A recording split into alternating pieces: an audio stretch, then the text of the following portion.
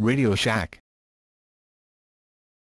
RadioShack Corporation is an American franchise of electronics retail stores in the United States, as well as parts of Europe, South America and Africa. As of 2008, RadioShack reported net sales and operating revenues of $4.81 billion. The headquarters of RadioShack is located in downtown Fort Worth, Texas. RadioShack is a former co-sponsor of the Texas 500 NASCAR Sprint Cup Series race at Texas Motor Speedway. On July 21, 2009, RadioShack announced a partnership with T-Mobile USA, and started offering the service in August 2009. The T-Mobile partnership ended on September 15, 2011, when Verizon Wireless launched in over 4,000 of the retail stores nationwide. As of 2013, RadioShack claimed to be one of the top retailers in wireless, offering AT&T, Sprint, Verizon and Boost mobile phone and carrier options.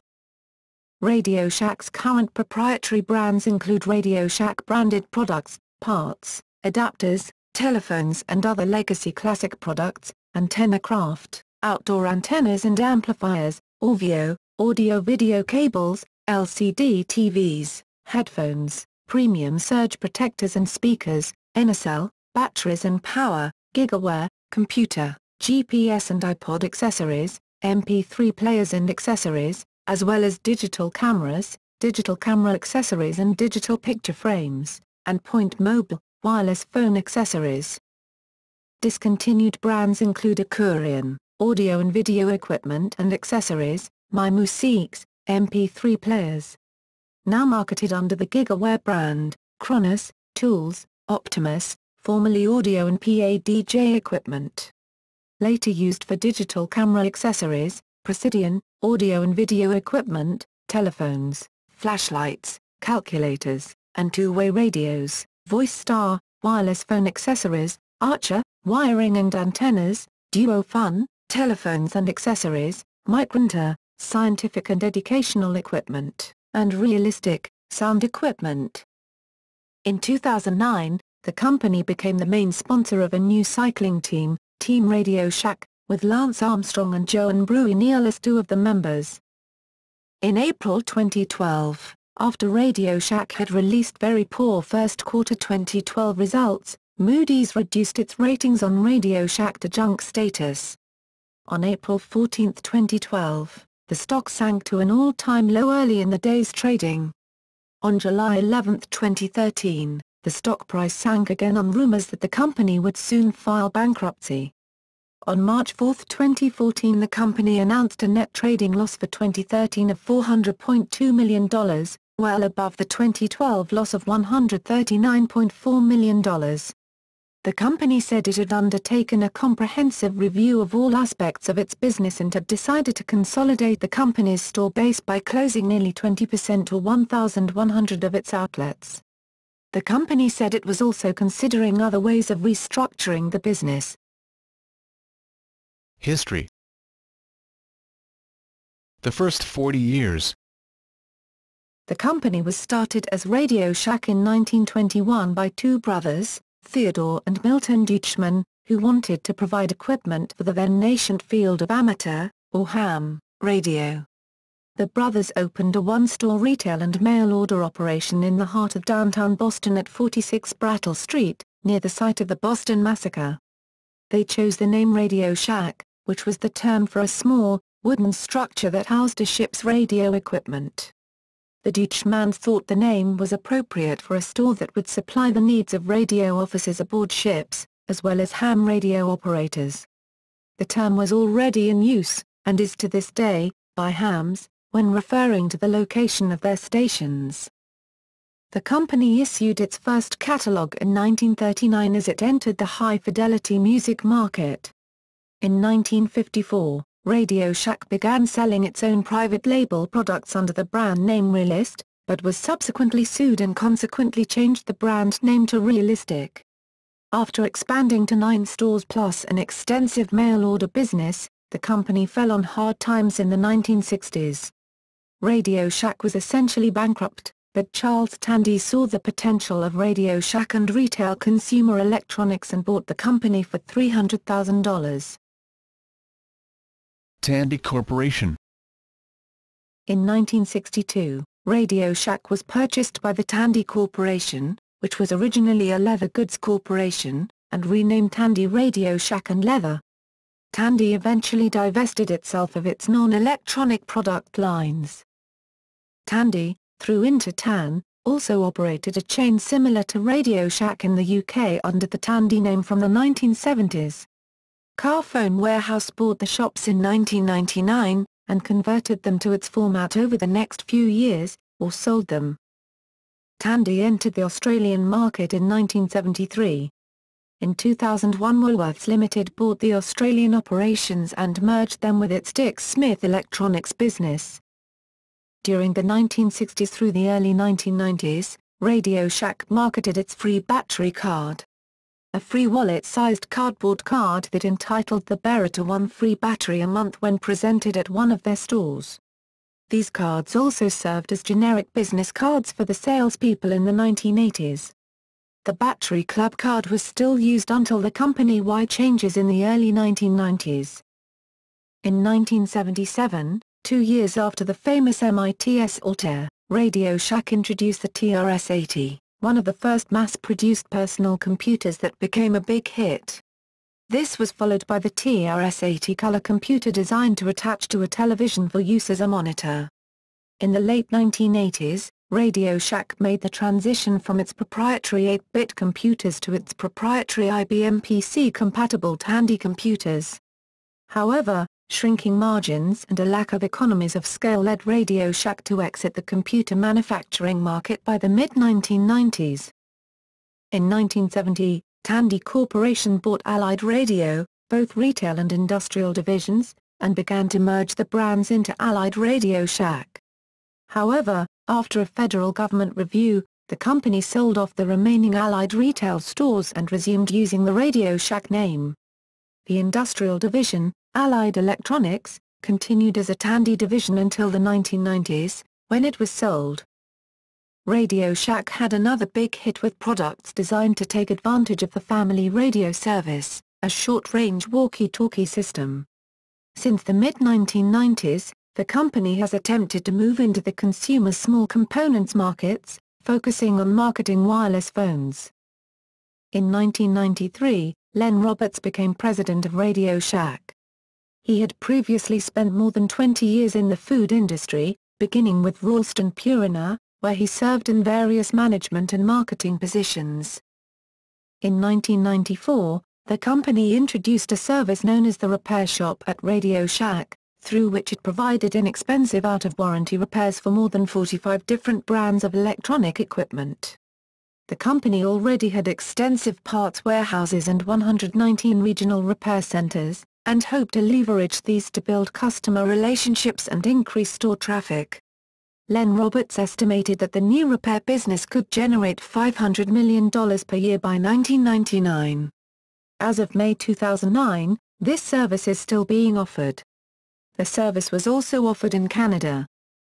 In early summer 1995, the company launched a new logo. RadioShack was subsequently spelled in camel case as RadioShack. RadioShack Corporation. In May 2000, the company dropped the Tandy name altogether, instead opting for RadioShack contracted into one camel case word.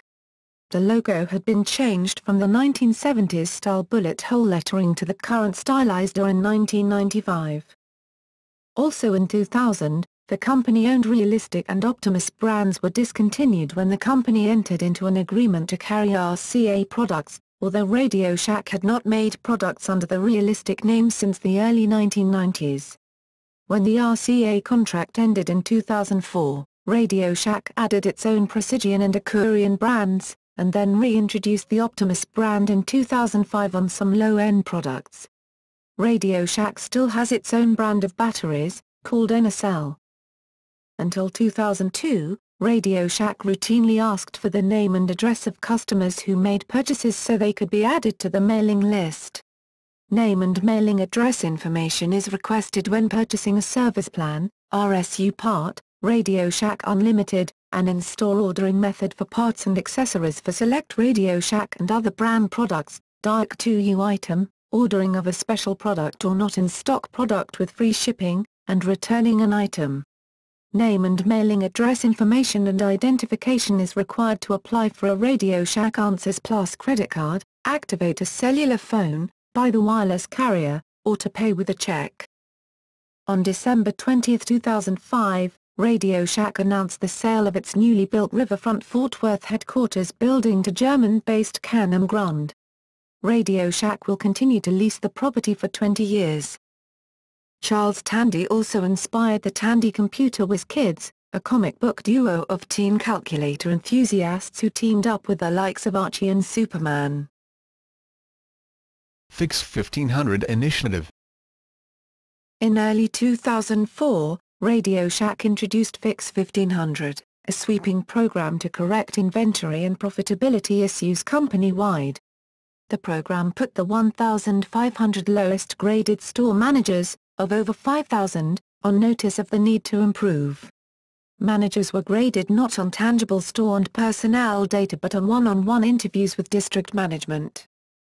Typically, a 90-day period was given for the manager to improve, thus causing another manager to then be selected for Fix 1500. A total of 1,734 store managers were reassigned as sales associates or terminated in a 6-month period. Also, during this period, RadioShack cancelled the employee stock purchase plan.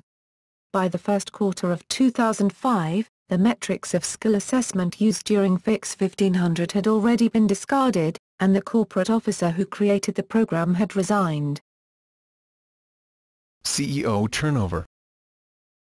On February 20, 2006, the company announced that its CEO, David Edmondson, had resigned over questions raised about his resume. The Fort Worth Star-Telegram discovered that he had not earned degrees in theology and psychology from Heartland Baptist Bible College as claimed on his resume. RadioShack's board of directors stood up for Edmondson, but Edmondson admitted to the errors, calling them misstatements, and resigned. In wake of Edmondson's absence, Claire Bobrovsky acted as CEO, Chief Operating Officer and President for RadioShack. She had just joined several months prior, after spending 31 years employed with McDonald's Corporation, most recently as a Vice President and Chief Restaurant Operations Officer. In August 2006, Claire Bobrovsky left RadioShack, later to become CEO and Executive Vice President of Toys R Us. RadioShack had also admitted that 2005 fourth-quarter earnings had fallen 62% after a switch in wireless providers led to an inventory write-down. The news sent the company's shares to an almost 3-year low. On July 7, 2006, RadioShack's board of directors announced it had chosen Julian Day, then aged 54, to serve as chairman and chief executive officer of the company. Day had previously served in senior leadership positions at several large publicly traded retailing companies in the U.S. and had played a key role in revitalizing such companies as Safeway, Sears and Kmart. Day had financial experience, but woefully lacked any practical frontline sales experience needed to run a retail company. As such, he was named as one of the 10 crappiest CEOs of 2009, among consumer-facing companies, according to their own employees. Day's failing tenure lasted 5 years. He resigned in May 2011. Day's successor, Jim Gooch, stepped down as CEO of the company and resigned his position on the board on September 26, 2012. He was later named as one of the worst CEOs of 2012 by Businessweek magazine. On February 11, 2013, RadioShack Corporation hired Joseph C. Magnica as its fourth chief executive officer in 3 years, tapping a drugstore marketing expert to help revive the unprofitable electronics chain. Unlike his two predecessors, Magnica has retailing experience. New strategy.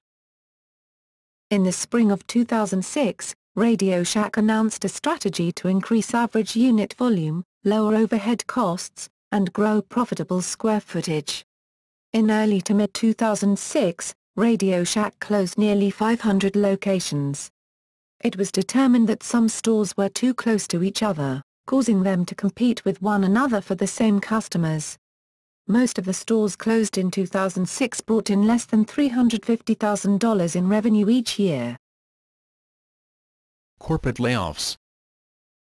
Despite these actions, stock prices plummeted within what was otherwise a booming market. On August 10, 2006, RadioShack announced plans to reduce its workforce at company headquarters by approximately 400 to 450 positions across its various support functions. Company officials said this action was necessary to reduce the company's overhead expense and improve its long-term competitive position in the marketplace while supporting a significantly smaller number of stores. Most of RadioShack's planned reductions occurred on August 28 at its headquarters operation in Fort Worth, Texas. Approximately 1 out of 5 positions were eliminated, and it affected employees at all levels of the company. All employees at the corporate headquarters were informed of the impending cut 10 days in advance. As previously communicated to employees, an email notification was sent on the published day and time to employees whose positions were terminated. They were given 30 minutes to collect their personal effects, say their goodbyes to co-workers and then attend a meeting with their senior supervisors. Afterward, a larger meeting with Human Resources allowed departing employees to obtain their benefits packages and ask questions. This move drew immediate widespread public criticism for its lack of sensitivity. Point Mobile. In mid-December 2008, RadioShack opened 3 concept stores under the name Point Mobile. The stores, all located in Texas, in Dallas, Highland Village, and Allen, sold wireless phones and service, netbooks, iPod and GPS navigation systems. The stores were furnished with white fixtures akin to the newly remodeled wireless department of nearly every RadioShack store. However, there was no communicated relationship to RadioShack itself. It was thought that if the test proved to be successful, RadioShack could move to convert existing RadioShack locations into Point Mobile stores in certain markets. Executives continued to decline comment on this test. Some Point Mobile products, such as car lighter adapters, CLAs, and phone cases, were carried as store brand products in most corporate stores. RadioShack decided to close the stores and end the concept in March 2011. However, Point Mobile brand products are still carried in most corporate stores. The Shack. In August 2009, RadioShack rebranded itself as The Shack. While the campaign increased sales of mobile products, it was widely criticized. Customer relations. RadioShack and the Better Business Bureau of Fort Worth, Texas met on April 23, 2009 to discuss the condition of their file and the number of unanswered and unresolved complaints. At this time RadioShack had the grade of F, and was not listed as a BBB-accredited business. The company is now working on a plan of action to address the existing and future customer service issues. Part of this plan is already visible in stores which are now required to post a sign with the district manager's name and the question, "How are we doing?" The sign also includes a direct toll-free number to the district office for an area, and every office has received a unique phone number. RadioShackHelp.com has also been created as another portal for customers to resolve their issues through the Internet. As of 2012, the BBB has upgraded RadioShack from an F to an A rating. 2014 store closings. On March 4, 2014, RadioShack announced that it planned to close as many as 1,100 lower-performing stores, almost 20% of its 5,200 U.S. locations, including 900 franchise stores. International operations. Canada. Pre-2005. The Canadian counterpart of RadioShack, also known as RadioShack, was run by a company called Intertan, acquired in 2004 by Circuit City. However, RadioShack sued Intertan 1 week after the purchase, claiming Intertan had breached the terms of their agreement. On March 24, 2005, A U.S. District Court judge ruled in favor of RadioShack and cancelled their agreement, meaning that all 950 RadioShack stores in Canada must stop using the brand name in any of their products, packaging or advertising by June 30, 2005. As a result, all of the Intertan stores were rebranded under the name The Source by Circuit City, and RadioShack Corporation planned to open its own stores in Canada under the RadioShack name. Post-2005. After preventing Intertan from using the RadioShack trademark, RadioShack announced its intention to re-enter the Canadian market itself with a Canadian division. Intertan pursued court action to prevent RadioShack from using the trademark in Canada until the original 2010 expiry date of the original licensing agreement. The company had planned to have 20 to 30 stores operating in Canada as RadioShack by the end of 2005, mostly in the Toronto area, but progress was slower than anticipated. As of September 2006, 9 company-owned stores had been open and 16 dealer stores were operating under the name RadioShack, signing new agreements with RadioShack Corporation. In January 2007, RadioShack Corporation announced that it closed its 9 company-owned stores in Canada in order for the company to refocus its attention and resources on strengthening its core business in the U.S. The Source by Circuit City was sold to Bell Canada and rebranded as The Source and continues to operate in Canada despite the closure of all U.S. Circuit City, big box, stores in February 2009. Australia. Intertan Australia ran Tandy stores until 2002, when it was announced that Woolworths Limited would acquire them for $114 million Australian and merge them into their existing Dick Smith Electronics chain. After the merger, Woolworths found Tandy to be in poor condition and has been trying to rejuvenate that part of the business since. As of 2012, Tandy stores were converted into Dick Smith stores or closed down both before and after Dick Smith's sale to Anchorage Capital Partners. France. Intertan operated Tandy stores in France, selling standard RadioShack brands, Realistic, Optimus, and Archer. Salespeople sometimes come from the French-speaking Canadian province of Quebec. The French subsidiary went bankrupt and closed by the end of December 1993. Sales representatives blamed this on the practice of selling non-store brands, such as IBM laptops, with margins that were too low. Belgium. Tandy stores were introduced in Belgium in the early 1970s. The opening of a Tandy store was usually accompanied by a publicity campaign where free 5D cell flashlights were given away, with free batteries available through the Tandy battery card. Initially, the Tandy stores only sold their proprietary brands such as Realistic, Archer, Micronter or Optimus. By the mid-1980s, however, many Tandy stores had closed, and by 1990, Tandy had disappeared from the Belgian market. In the last years of operation, they also stocked mainstream brands, which made the stores lose a lot of their peculiar character. As of 2007, one Tandy store remains open in Merksem, claiming to be the only remaining Tandy store in Europe. Other operations. Corporate citizenship. RadioShack's charity of choice is the National Center for Missing and Exploited Children, a non-profit organization. The organization's store presence is the Street Sense program, which is a child identification and educational kit readily available to families free of charge.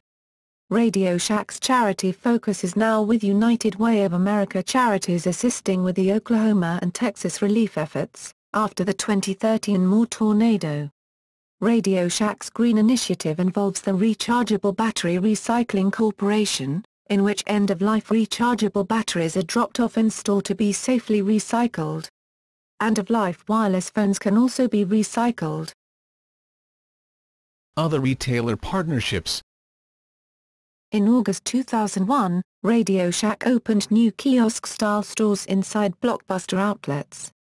The project ended in February 2002 when CEO Len Roberts announced that the stores did not meet expectations. A more successful venture for RadioShack has been the wireless kiosks the company has been operating since 2004 within Sam's Club discount warehouses. RadioShack purchased the kiosk operations from Arizona-based Wireless Retail Incorporated. Kiosk employees are contracted through RadioShack Corporation, and while no RadioShack branded merchandise is sold, they do sell products produced by RadioShack. The name Wireless Retail Incorporated has since been changed to SC Kiosks Incorporated. Target has announced a joint venture with RadioShack to make Bullseye mobile kiosks. They will carry AT&T, Sprint in some areas, and Verizon Wireless. The kiosks will be located in Target stores and will be built in 2010 and 2011. In January 2011, it was reported that RadioShack may lose $10 million to $15 million in operating income as it closed the wireless mobile kiosks inside Sam's Club stores. The company was expected to run kiosks in 1,490 Target stores by April 2011. As of April 2013, RadioShack ended their partnership with Target and no longer holds Target mobile kiosks in Target stores. Target later announced a new partnership with Brightstar and MarketSource to continue offering the Target mobile service. NoContract Wireless. On September 5, 2012, RadioShack in a partnership with Cricket Wireless, began offering its own branded NoContract Wireless services using Cricket and Sprint's nationwide networks. RadioShack not only offers Cricket's wireless no-contract phone, but many more as well. RadioShack has expanded, and sells no-contract and contract phones for providers such as AT&T, Sprint, Verizon, and no-contract such as RadioShack No-Contract, Boost Mobile, Virgin Mobile, Net10, TracFone and Verizon Prepaid. The company also said that it would expand the distribution to an additional 1,100 RadioShack stores. Cycling team sponsorship. In 2009, RadioShack announced plans to sponsor cancer survivor Lance Armstrong's newly created professional cycling team in 2010. Since initiating the sponsorship, RadioShack featured Armstrong in a number of its television commercials and advertising campaigns. RadioShack came under fire for having Armstrong as a spokesperson in 2011, when allegations surfaced of the cyclist using performance-enhancing drugs. Corporate headquarters. In 2001, RadioShack bought the former Ripley Arnold public housing complex in downtown Fort Worth for $20 million. The company raised the complex and had a 900,000 square feet, 84,000 m2, corporate headquarters campus built after the city of Fort Worth approved a 30-year economic agreement to ensure that the company stayed in Fort Worth. The company sold the building and, as of 2009, had 2 years left of a rent-free lease in the building. The company intended to make $66.8 million in the deal with the city. By 2009 it made $4 million. By 2009 the Fort Worth Star-Telegram reported that the company was considering a new site for its headquarters. The Tampa Bay Business Journal reported that rumors spread among Tampa Bay area real estate brokers and developers that RadioShack might select Tampa as the site of its headquarters. In 2010, however, RadioShack announced efforts to remain at their current site.